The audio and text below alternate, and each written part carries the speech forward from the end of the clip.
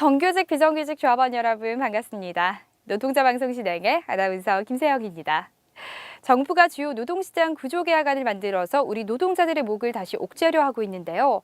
결국 더 쉬운 해고, 더 낮은 임금, 더 많은 비정규직을 양성하기 위한 노림수가 틀림없습니다. 우리는 지난 1996년 말 노동법 개정 저지투쟁을 통해서 우리의 자리는 우리 스스로 지켜낸 저력을 가지고 있습니다. 정부가 친자본적 정책을 통해서 노동자를 다시 사지로 몰아넣는다면 1,000만 노동자들은 대동단결로 반드시 저지투쟁을 펼쳐 나갈 것입니다. 그 중심에는 항상 우리 4만 발전 조합원이 있으니까요. 지부 집행부를 믿으시고 오늘 하루도 힘내시기 바랍니다. 그럼 이번 주 노동자 방송 시작하겠습니다.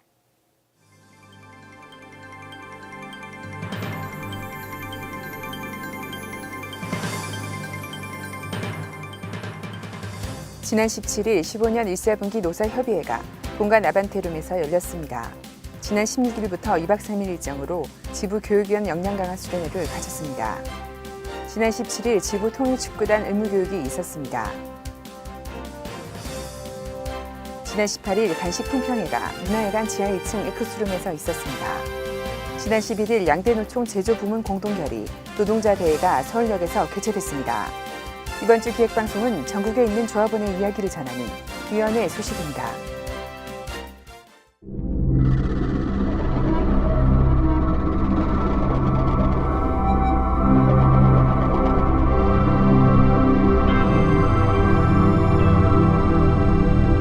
지난 17일 15년 1사분기 노사협의회가 본관 아반떼룸에서 열렸습니다. 이번 노사협의회엔 이경훈 지부장과 노측 대표, 윤갑한 사장을 비롯한 사측 대표가 참석했습니다. 먼저 노사 대표의 인사말과 상견례로 진행됐습니다.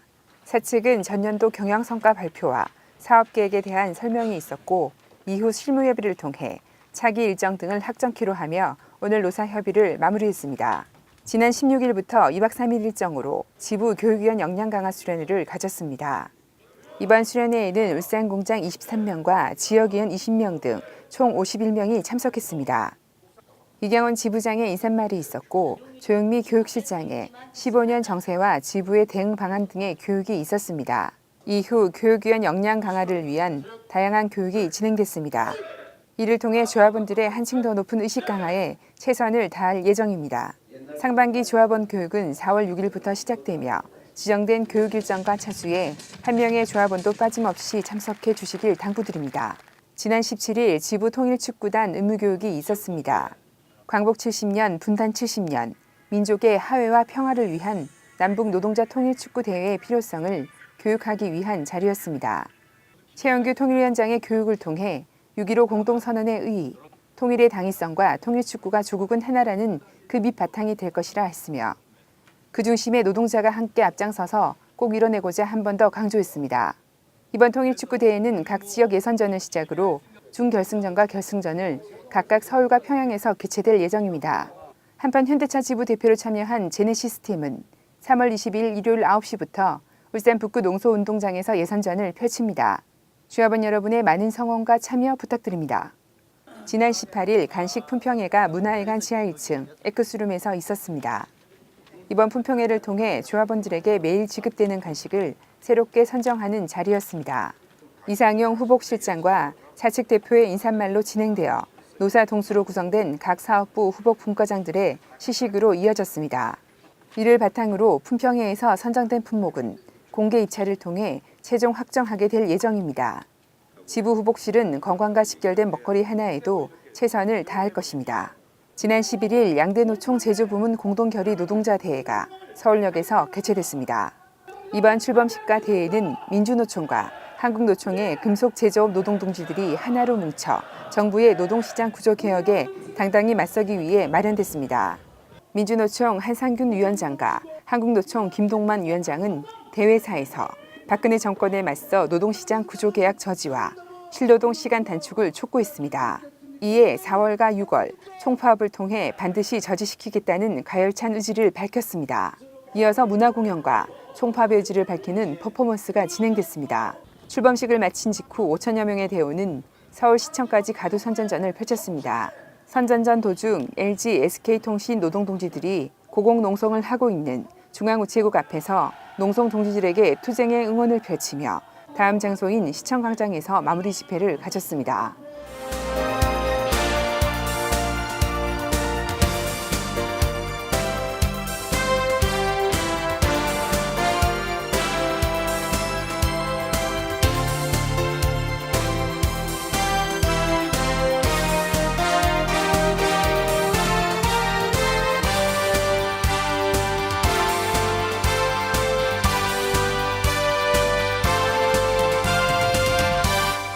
먼저 남양연구소 위원회 소식부터 전해드리겠습니다.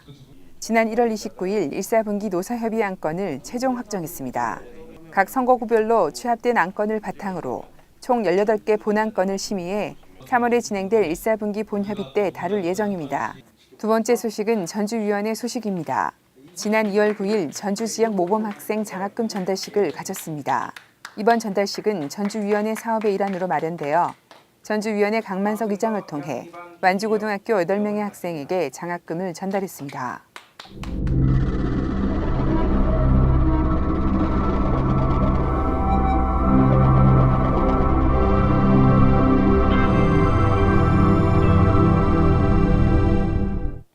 지난 11일 동일본 대지진이 발생한 지 4년이 지났는데요. 당시 지진의 여파로 후쿠시마 핵발전소가 폭발해서 더 많은 피해를 낳았죠. 이런 상황에서도 우리 정부는 노후화로 잦은 사고가 일어나는 월성 1호기를 재가동키로 해서 울산 지역 민중에게 불안감을 주고 있습니다. 이에 반해 독일은 후쿠시마 사고 이후 17개 핵발전소 중 8개를 이미 폐쇄했고 2022년까지는 모든 핵발전소 가동을 중단키로 해서 대조를 이루고 있는데요. 모든 것을 자본의 논리로만 대입한 채 민중의 생명을 위협하고 있는 월성 1호기는 반드시 폐기돼야 할 것입니다. 그래야 제2의 후쿠시마 원전 사고가 다시는 발생하지 않겠죠. 그럼 여기서 이번 주 노동자 방송 모두 마치겠습니다. 시청 소감이나 궁금한 점 있으신가요? 현자지부 홈페이지 또는 스마트폰 플레이 앱스토어에서 현대자동차지부 어플을 다운받아서 이용해 주세요. 그럼 다음 노동자 방송 시간까지 안녕히 계세요.